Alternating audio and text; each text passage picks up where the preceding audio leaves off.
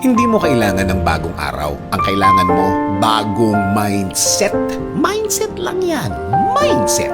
Meaning, masyado lang tayong nagdadrama sa buhay. Masyadong dinadamdam ang mga nangyayari na kung tutuusin, talagang dapat mong pagdaanan ang mga yan. Huwag kang antay ng bukas. Bukas liliwanag din ang araw. Bukas may bagong pag-asa. Sa dami ng pag-asang dumating, wala ka namang ginawa.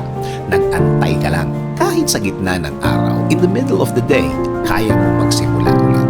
Kaya mong bumangon ulit. Ang buhay naman ay paramihan ng natutunan. Alam mo kung ang kausap mo ay marami ng experience sa pinag-uusapan nyo. Mararamdaman mo talaga, alam niya ang sinasabi niya.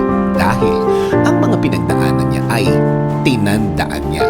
Ginawa niya itong charge it to my experience. Naging eksperto, ika nga. Kaya kapag pinakinggan mo, magaling na talaga at